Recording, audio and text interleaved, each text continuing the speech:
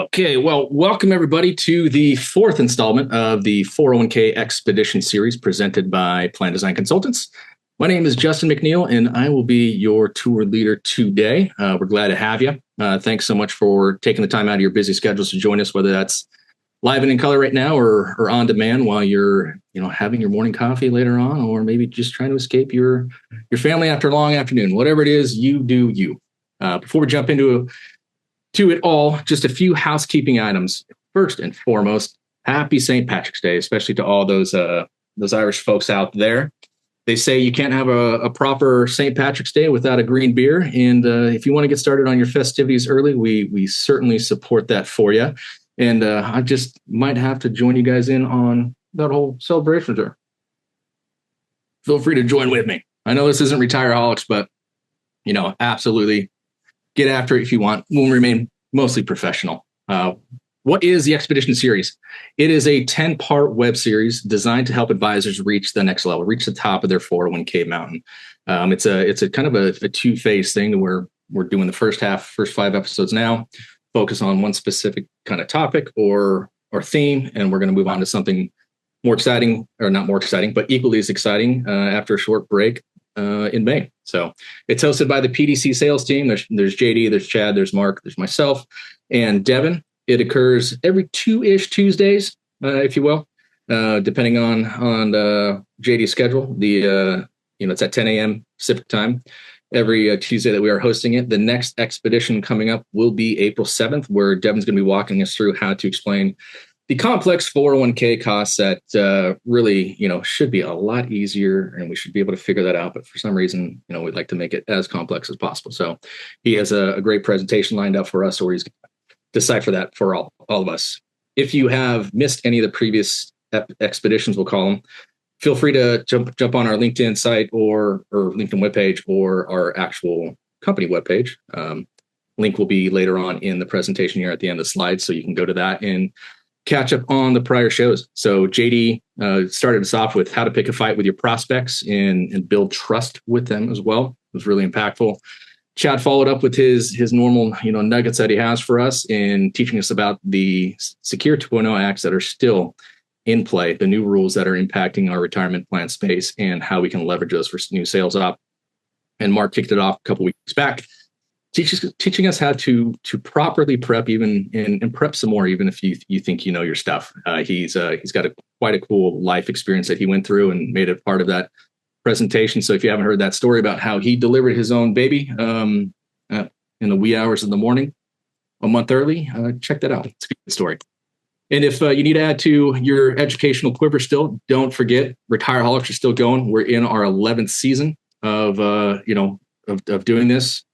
We're all still going at it. We got great guests. We're still changing the retirement plan industry one beer or at times one bottle of vodka, if you're JD, at a time as well. So tune into that the first and third Thursday of every month at 4:30 p.m. Pacific time. Now let's get into it. One more little housekeeping note here. When we uploaded the presentation into this format, I lost all my notes. So if I sound a little choppy, my apologies. But moving on. So today's topic, highlighting record keepers. They are highlighting record keeper strengths. There's so many that we can, choose from out there in the market today. Even despite consolidation, fee compression, we still have plenty of partners, and they all do incredibly good things. And they all come in different makes and models, different sizes, and are here to service your clients, in ways that we may not all be familiar with. And because they're built, in different shapes and sizes, they aren't a proper fit for everybody out there, and that's perfectly okay. Your clients are going to rely on you to make sure you understand them, and that's going to be your role. Understand who your partners are, where their strengths are, where their potential weaknesses are, and build upon that, and bring a valid solution to them. And so, starting off, you have your record keepers who fit in the micro market, the small market, mid market, and large markets. Most record keepers out there are going to fit just fine in the mid to upper markets. They have a place for it. They know how to service it well. Others specialize really in that mid and small market range, and they don't. They can go to the large market. They can go to the small market, but it's not their forte. the, and then you're going to have a small array of record keepers out there who definitely specialize in the mid-market, but they really do well in the small market for a lot of these plans that are coming to us in the future. So I think Chad had mentioned on his presentation, there's about 300,000 new plans coming to the space by 2030, which is obviously a ton. Part of that's due to legislation, state mandates. Obviously, I guess that's part of legislation too, but it's bringing, a ton of opportunity to our marketplace, and it's bringing a lot of record keepers who previously weren't in the small and micro spaces down range, and they're doing that through some unique features, whether that's through biting into their profitability margins, teaming up with certain fund companies to leverage their profitability that way, or requiring certain types of design changes, or leveraging their TPA partners to do a lot of the heavy lifting of the plans and get it off the ground for them, so they can kind of streamline their profitability margins as well. So we're really excited about that. It's key that you guys do understand who those partners are who are coming downstream to help us, especially in the space that TPAs predominantly spend a lot of time in. Now, record keepers, they cover the gamut. They can be boutique, they can be tech heavy, they can be a retail style service model. And kind of what I'm getting at with those is, we have our traditional record keepers that we think about in their service models. They have a good blend of service. They have a good blend of support on the back end from their teams, both internal and external. They have, decent investment flexibility, good tech, user interfaces, all important things. And they shine in other areas where, some may be a little weaker. Then you got your tech focused platforms who are going to be, you think of your Vestwells of the world, your formerly Guidelines of the world, who rely on that tech, or not rely on the tech, but they designed a model that is going to streamline the plan sponsors' experience and kind of make it not a no-brainer for them, but it's going to make it easy for them to operate. They don't really have to think about it. And obviously in today's society, a lot of people do enjoy that, but sometimes it comes with its trade-offs. You're going to maybe sacrifice a little back-end service there, or you may not have access to a direct phone line to get service by that provider. It's either go through your financial advisor, through your TPA, or it's just straight communication through email. I learned that recently and was kind of shocked by that, to learn that there was a record keeper out there doing that. So just be mindful of that. And then you have your kind of open arc providers that kind of think of your Census of the world out there, who created a model that was no fluff. Plan sponsors, not all of them need high touch, high service. Not all of them need high tech or anything like that. They want something that's cost effective for their employees. They want something that is, they're happy with taking on the overall majority cost of the plan. And that's going to be a low cost benefit for their participants going forward. And also result in, they don't need all that fluff. So they're able to keep their costs low. They will know what their profitability margins are. And, that's where they want to be. And some plan sponsors really do like that about that model. And it's a great model, really. If it's a kind of smaller market startup plan, they may pay a little bit more for the first few years until the assets have grown. Typically, you start seeing those break evens around the $750 to $1 million mark. But once you're over that mark, it's super cost effective for the plan sponsor, great for the participants. You got good service overall, decent tech, user interface, the whole 9 yards. Now, when it comes to fee schedules, a lot of advisors don't pay close attention to the options out there. You have asset based, which is going to be just straight percentage based fees.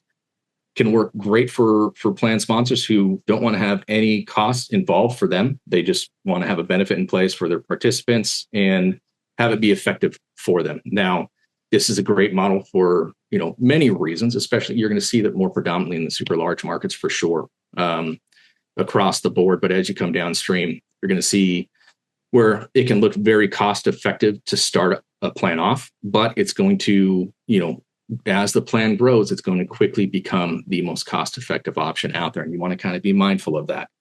We do, when we're putting together proposals for plan sponsors and advisors alike, we often, come across this towards, hey, look, this provider is great. It ticks all our boxes for service, for tech, for user interface.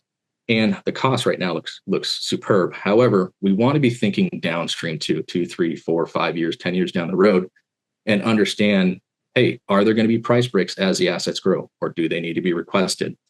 Because it can quickly get away from us to where in 2, 3 years, depending on that plant flow, it's the most costly solution out there. So be mindful of that. The other side of it is the hard dollar billable.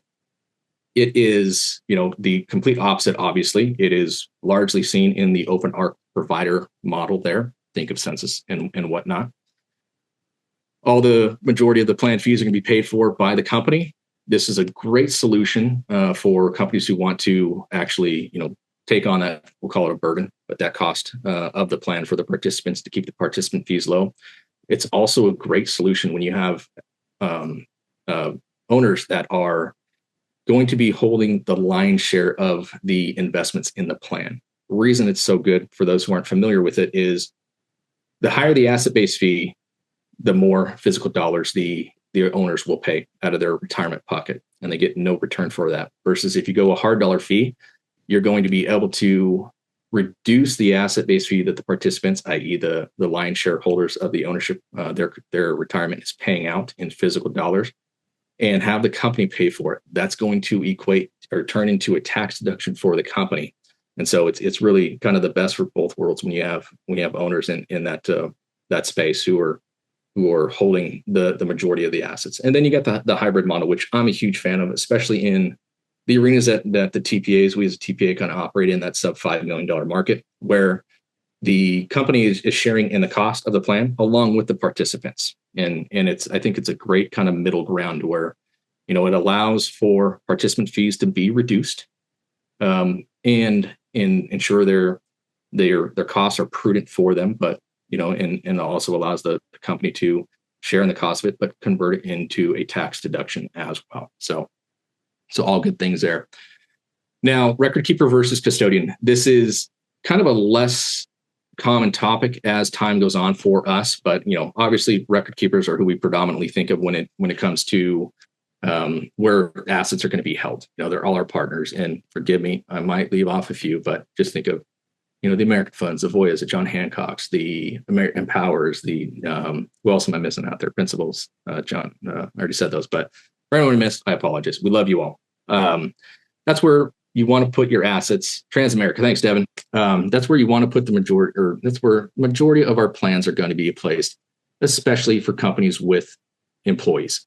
It gives us great service models support there. It gives employees access to a ton of educational tools, investing tools, budgeting tools, the whole 9 yards. It's very robust for them. Versus a custodian, for those who are not familiar with it, think of, a no frills. It's going to be a brokerage account.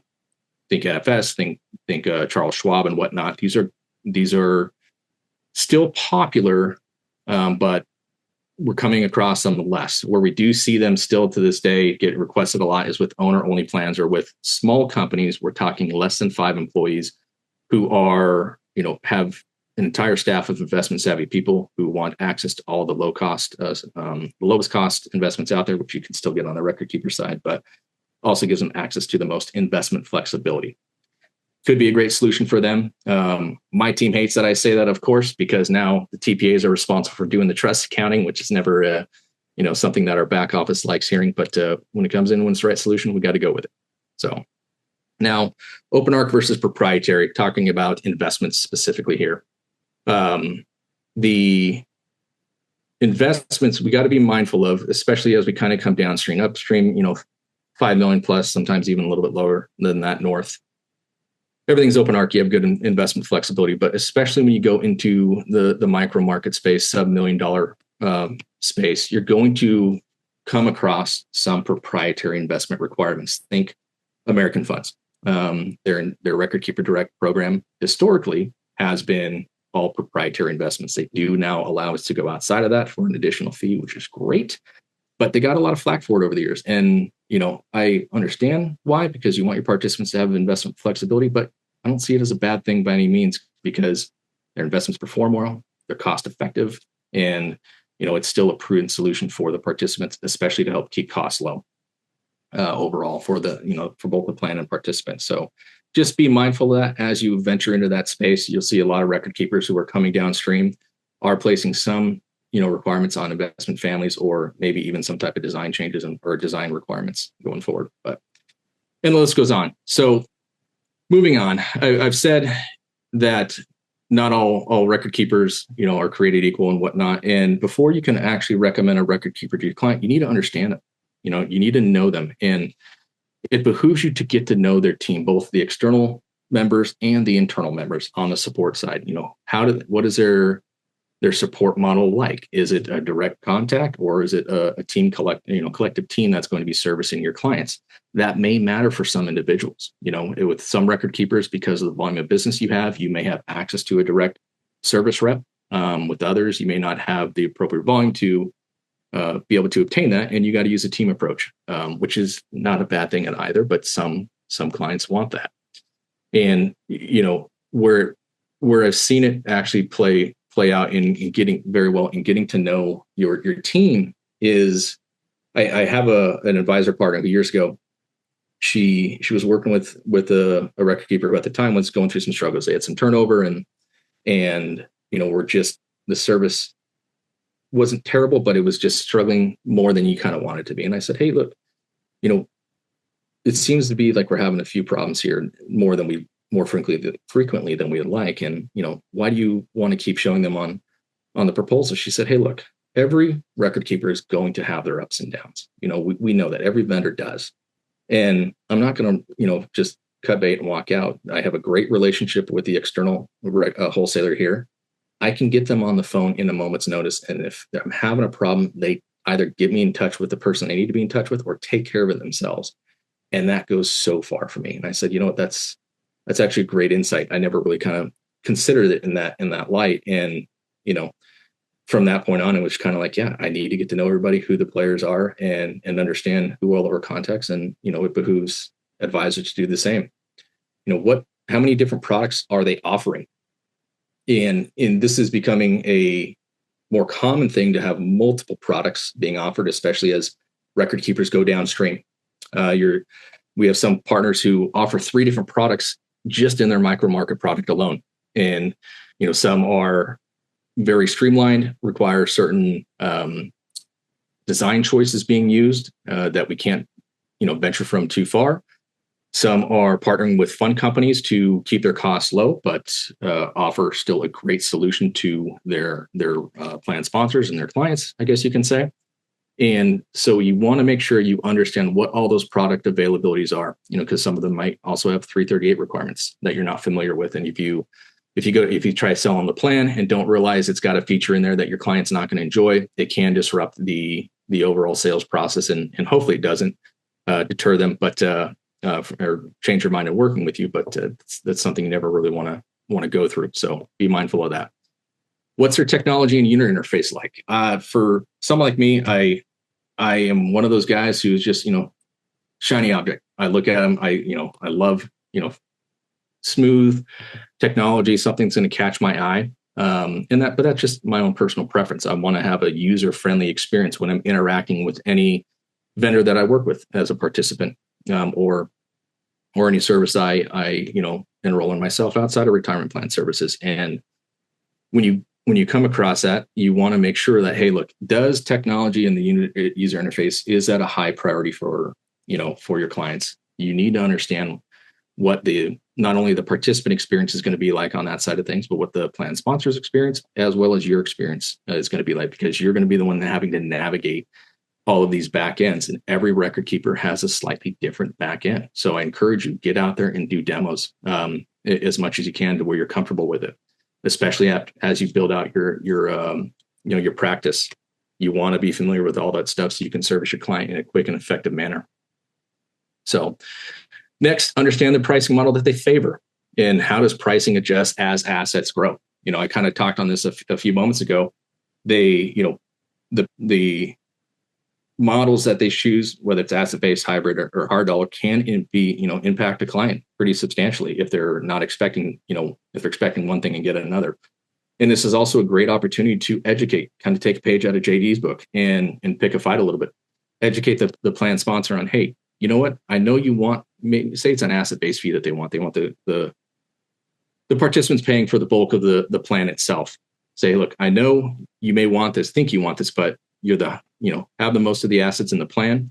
If we switch to a hard dollar or a hybrid model, it can actually be in your favor for X, Y, and Z, tax deductions, lower participant costs for you and the participants overall. Everyone's happy with that. So be mindful of that, and also be mindful of if it is an asset-based fee or even a hybrid fee, understand what those pricing tiers are. If they tier down automatically, or if you have to be the one requesting them, because although that's very common, it's not always, you'd rather have it done automatically for you.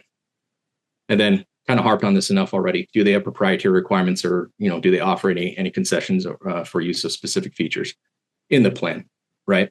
Be familiar with all that stuff so you can, again, educate your client appropriately.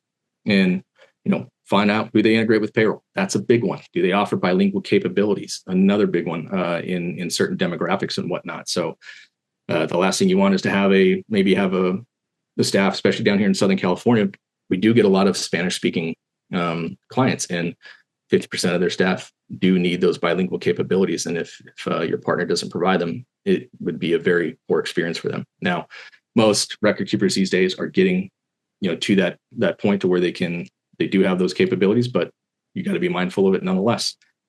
Keep your fingers on the pulse. New, easy to use products are being introduced every day that seem easy, but they may have, some complexities behind them.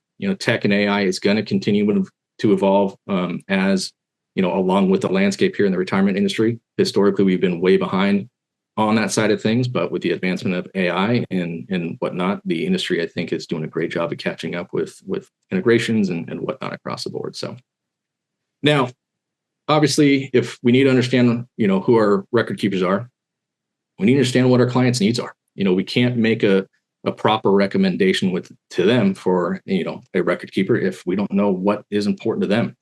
What kind of support do they need administratively? Do they want to be, a hands-on group? That answer I see larger plans be more hands-on with more employees. They have committees and whatnot, but in the small to mid market, so obviously especially the micro market, a lot of them don't want to be super hands-on. It might be, dare I say, unfortunately beneficial to look at a payroll company who has vast integration capabilities, and it's something that maybe the client just says, hey, look, I don't want this plan. I have to have it for state mandate purposes. I need you to align me with someone who's going to do the majority of the work for me. It's dangerous. We don't like it for obvious reasons. We know why, but it's definitely, a need out there. What kind of support do their employees need? Do they need enrollment support every year? Do they need someone coming out from the record keeper or you on a semi-annual basis to educate them and tell them about industry trends? How's that going to evolve your service model as well? These are all important factors that we need to understand about our clients. And do they, in terms of how cost sensitive are they? Of course, everyone wants to save money. They want it for, good cost and to feel that, they're getting a good bang for their buck. But do they understand that cheap does not necessarily mean good service? We all have seen that across the board, especially with kind of the disruptors and incubator platforms out there. Not that they don't have their space by any means, but you just got to make sure you're educating your clients on that. And so keep your fingers on their pulse too. Don't just look at things for the short term. You want to be looking down the road, 2, 3, 5 years, understand where they're going to grow. Are they in growth mode? Are they mature at this point? And what plan needs do they have that may evolve along with their growth or not? And so you need to be able to create a good picture for yourself and your client and have a good understanding and, before you can actually recommend the proper record keeper out there. Now, this one is something I'm actually super passionate about, selecting your expedition crew. And what I mean by that is there are, I think last I looked, there's about 40, nationwide record keepers out there. And that's a lot of platforms to understand and know. And, we years ago, when I first got into the business, we had come to an advisor partner of ours and they were complaining. They're like, hey, look, I've got 28 different platforms I work with. We work with, we've just taken on clients who we didn't want to disrupt what their flow was. So we just took them on and took on that record keeper. And they are very hard to actually service our clients because we don't deal with them on a consistent basis. We don't know, who their team is. We don't know what their services are, the whole 9 yards. And trying to understand that for 28 people is extremely hard. So we always encourage our advisors, find 3 to 5 record keepers that you want to partner with for 80 to 90% of your plans. It might be a little high, but all of our stats here at PDC are typically fictitious anyways. But no, that is a good goal, I would say. By doing this, it allows you to service your client extremely well because you know who your service teams are, you know what their product offerings are, you know what their pricing is, their models are, the whole 9 yards. And by knowing all of that for a core group of team members or vendor partners, it's going to allow you to be a lot more operationally efficient for your client and service them a lot more effectively. So you still want to know, how to service some of those plans or some of those other vendor partners out there, because it's inevitable you're going to work with them eventually, in some way, shape, and form. So it's good to be familiar with all of them, but we encourage you to get that core group of vendors that you do want to work with. So, one more thought on that is, actually, it just escaped me. I apologize. It'll come back. So next, moving on. And I just realized the time. Apologies. I'm going to work through it pretty quickly here, so speed it up a bit. So tailor your recommendations to your client. Frame your recommendations around the client's priorities. Doing so will build an immense amount of trust. All right. Clients can tell when you're providing them just kind of menu items to choose from versus really understanding what their needs were and presenting options for them. And I love, choosing an apple, an orange, and banana. It's never a bad idea. And what I mean by that is, with your 3 to 5 record keepers that you have, and that 3 to 5 core competency is going to range by market, of course, but make sure they all have the same, the core competencies down pat, right? They're all going to service your clients very well. But by showing them, a record keeper who may be more heavily focused on education for employees and have nice tech and whatnot, might be a little bit higher price, but that may end up being important to a client. Or show them who's someone who is going to do a great job, may strip out some fluff, but still, it might put a little onus on you or the TPA to get things off the ground. But once everything's up and running, it is it's going to operate smoothly and be a good overall product for the client and the participants. And then, choose something in the middle. And so by giving them different flavors, it allows them to think of things differently, maybe consider things they didn't previously think of, and figure out, hey, maybe this vendor is the more appropriate fit for me when I thought it was going to be vendor A the whole time. And they'll appreciate you for that. And lastly, avoid slinging mud at all costs. It's not a good thing. I think we all know that. I think we all kind of fall into that trap. But you're going to eventually, at some point, if you're going up against a record keeper that is kind of struggling, you understand your client's pain points, and it may just be that time period that they're having some struggles. It may, in all likelihood, you're either going to have to come back around to working with that vendor or those external teams. And so find ways to highlight where, if you understand where the struggling pain points are of the client's current team, align them with record keepers that are going to fill those gaps, and highlight that while you're communicating to them. Highlight the strengths of these record keepers and how they can fill that gap without slinging mud at the competitors out there. That also is going to continue to build a ton of trust with the client, seeing that you kind of value everyone out there, but you've done your homework for them and are making appropriate recommendations. All right, and so that about does it for what I want to talk about today. A quick recap of what we covered. Do your homework. Get to know your record keeper partners. Keep your fingers on their pulse. Understand what matters most to your clients and how their business will evolve. It's going to help you service your clients, both new and future or existing clients, much more efficiently. Build out your crew. Establish a core of the 3 to 5 record keeping partners to service you and your clients effectively and in a great way. You can't service your client well if you don't know your partners and how they operate.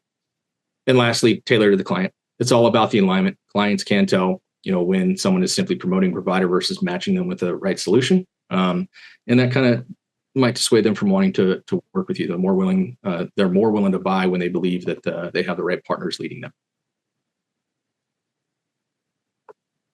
So in closing, next webinar coming up on the 7th with Devin. Explain 401k costs clearly and win trust faster. Again, it's going to be, I think we're all pretty excited about that one. It's going to be pretty impactful. Next Retireaholics is coming up on Thursday, March 19th. Again, every first and third Thursday of the month at 4:30 Pacific. Special guest joining us this time around is Hunter Hopcroft of Basic Capital. Thank you for joining us today. Again, brought to you by the Expedition crew, JD, Chad, Mark, myself, Devin, and all of our future bosses, Tristan Carlson. Thanks for joining.